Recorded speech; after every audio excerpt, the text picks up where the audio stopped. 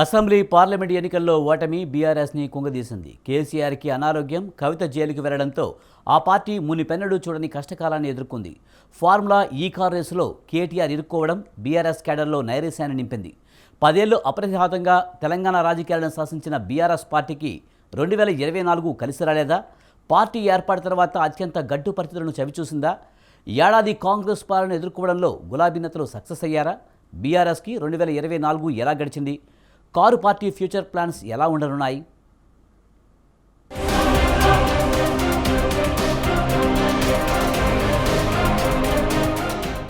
ఏడాది ప్రారంభానికి మునిపే గులాబీ పార్టీకి అతిపెద్ద షాక్ తగిలింది. గతేడాది చివరిలో జరిగిన అసెంబ్లీ ఎన్నికల్లో బీఆర్ఎస్ పార్టీ పరాజయం పాలైంది. 23 ఏళ్ల చరిత్రలో ప్రధాన ప్రతిపక్షంగా వ్యవహరించడం బీఆర్ఎస్కి ఇదే మొదటిసారి. 2001లో కేసీఆర్ పార్టీ పెట్టినప్పటి నాటి నుంచి ఉద్యమ పార్టీగానే టీఆర్ఎస్ పనిచేసింది. 2014లో తెలంగాణ రాష్ట్ర ఏర్పాటు తర్వాత జరిగిన అసెంబ్లీ ఎన్నికల్లో టీఆర్ఎస్ విజయం సాధించి అధికారం చేపట్టింది. కేసీఆర్ నాయకత్వంలో వరుసగా 10 ఏళ్లు తెలంగాణను బీఆర్ఎస్ పాలించింది. అసెంబ్లీ ఎన్నికల్లో ఓటమి తర్వాత కాంగ్రెస్ ప్రభుత్వాన్ని లక్ష్యంగా చేసుకుని పోరాటాలు ప్రారంభించారు గులాబీ నేతలు. బీఆర్ఎస్ పార్టీ నుంచి గెలిచిన 39 మంది ఎమ్మెల్యేలో 10 మంది కాంగ్రెస్ గూటికి చేరిపోయారు. Cantonment MLA Lasya Nandita road ప్రమాదంలో మరణించారు. లాస్యా మృతితో వచ్చిన బైపోల్లో కాంగ్రెస్ పార్టీ గెలిచింది.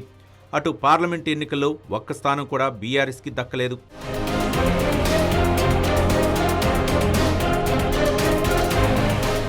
ఆరు గ్యారెంటీలతో తెలంగాణలో కాంగ్రెస్ పార్టీ అధికారంలోకి వచ్చింది. హామీల అమలులో హస్తం విఫలమైందనే బీఆర్ఎస్ ఆరోపణ. ఏడాది కాలంగా ఎన్నికల హామీలపై కాంగ్రెస్ పార్టీని బీఆర్ఎస్ ఉక్కిరిబిక్కిరి చేస్తోంది.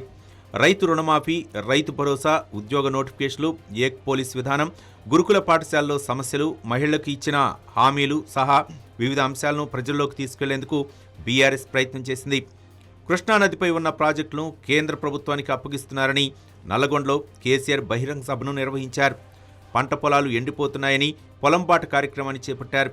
ఆ తర్వాత పార్లమెంట్ ఎన్నికల ముందు కరీంనగర్లో బహిరంగ సభను నిర్వహించారు. తెలంగాణ బడ్జెట్ సమావేశాల్లో ఒక్కరోజు కేసీఆర్ అలా కనిపించి మళ్లీ కనుమరుగైపోయారు. పూర్తిగా ఫామ్ హౌస్కే పరిమితమయ్యారు.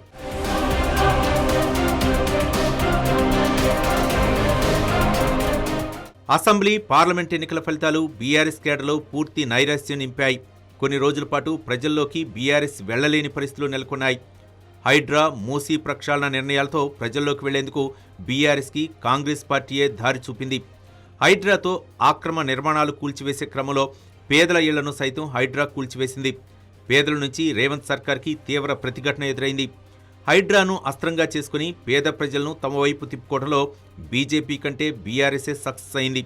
ఇదే సమయంలో మూసీ పునరుద్ధరణ పేరుతో నదీ పరివాహక ప్రాంతంలో ప్రభుత్వం పేదల ఇళ్లకు మార్కింగ్ వేసింది. దీంతో ప్రభుత్వ అధికారులకు స్థానిక ప్రజల నుంచి తీవ్ర నిరసన వ్యక్తమైంది. ఈ అంశాన్ని సైతం అందిపుచ్చుకోవడంలో ప్రధాన ప్రతిపక్షం బీఆర్ఎస్ వ్యూహంగా పనిచేసింది. కేటీఆర్, హరీష్ రావులు సిటీ బీఆర్ఎస్ ఎమ్మెల్యేలతో కలిసి మూసీ పరివాహక ప్రాంతంలో పర్యటించి ప్రజలకు ధైర్యం కల్పించారు.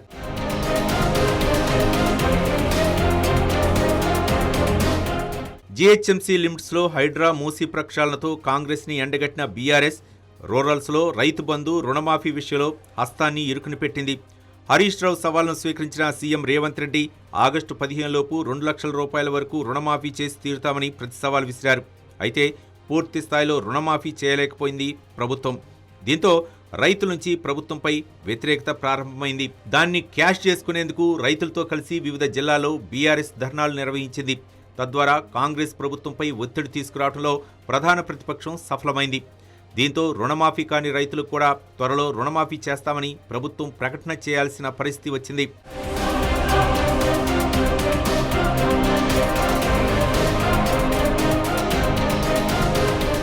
తెలంగాణలో అధికారంలో కోల్పోయిన తర్వాత మాజీ సీఎం కేసీఆర్ ఫామ్ హౌస్కే పరిమితమయ్యారు.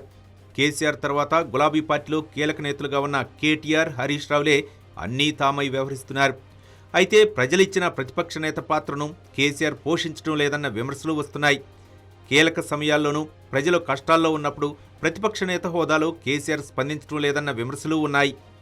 వరదలతో ఖమ్మం, వరంగల్ జిల్లాలు రైతులు తీవ్ర ఇబ్బందులు ఎదుర్కొన్నారు. అలాంటిది కీలక సమయాల్లో సాధారణంగా ప్రతిపక్ష నేతలు క్షేత్రస్థాయిలో పర్యటించి ప్రజలకు భరోసా కల్పిస్తుంటారు.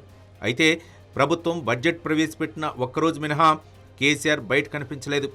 అసెంబ్లీ సమావేశాలకు సైతం హాజరు కాలేదు. మొన్నటి శీతాకాల సమావేశాలకు సైతం దూరంగానే ఉన్నారు కేసీఆర్.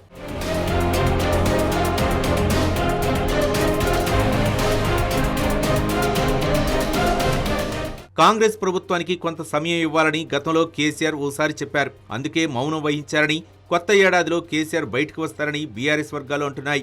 కేటీఆర్, హరీష్ రావులు ప్రజా సమస్యలపై ప్రభుత్వాన్ని టార్గెట్ చేస్తూనే ఉన్నారు.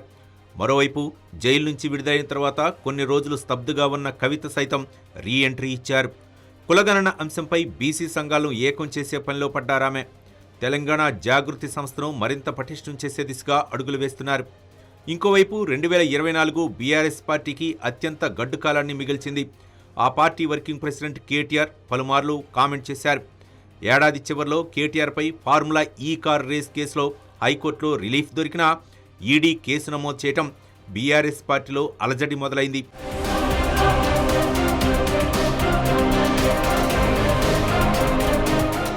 పార్టీ నిర్మాణంపై దృష్టి పెట్టిన బీఆర్ఎస్ కాంగ్రెస్ వైఫల్యాలపై ఫైట్ చేస్తోంది.